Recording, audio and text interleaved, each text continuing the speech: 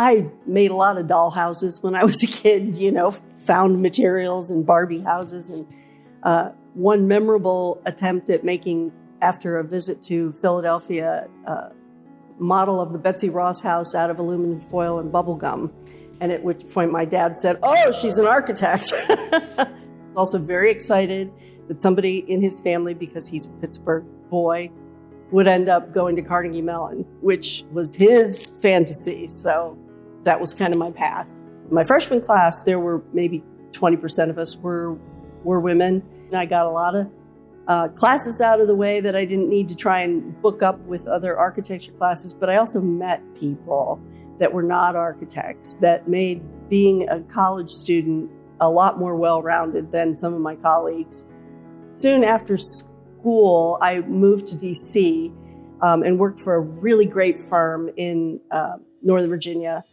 We did work for the federal government. I did a project at Quantico. I did a project at Fort Meade. And then I ended up working for another firm in Northern Virginia with people that were just fantastic. Amazing mentor, Walt Brown in Alexandria, who encouraged all of us that worked with him to be involved with AIA in Northern Virginia. And so we joined. He had a whole bunch of us at the same time sitting for the licensing exam. At the time, you had to take it in person. We all had to schlep to Richmond to take the exam, but we studied together for a year as a pack and went and took the exam, and we all passed the first time. And he was very proud of us, gave us all bottles of champagne and money and stuff. He was just a fabulous mentor. It's so huge to have people telling you, yeah, keep going, keep going, keep going. Not a strong designer, never wanted to be or, thought I should be, but I know that I have skills in practicing architecture that are beyond what designers necessarily can do. So I know it's complementary to what a lot of other people do. I was involved with the AIA Pittsburgh. I was a young president of AIA Pittsburgh and got involved in public policy issues at the local level and at the state level. At the time in Pennsylvania, we did not have a statewide building code. We had funny little document produced by the Department of Labor and Industry called the Fire and Panic Act.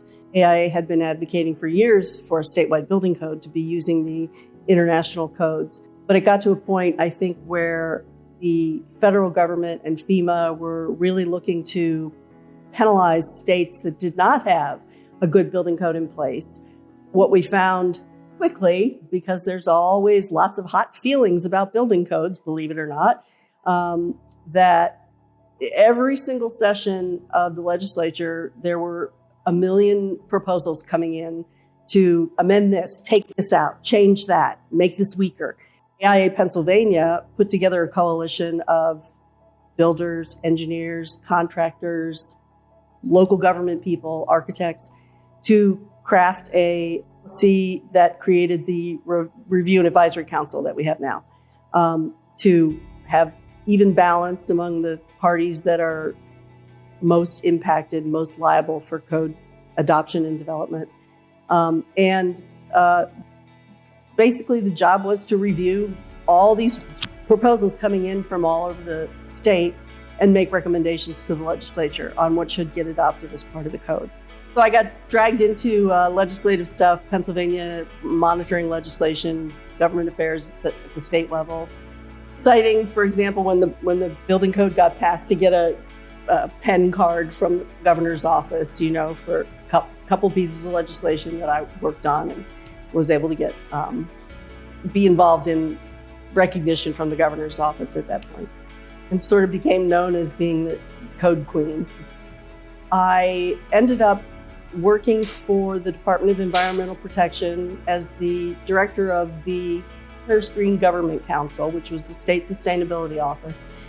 And we were, charged with keeping our eyes on policies that impacted buildings and construction. Got to know people in all the states.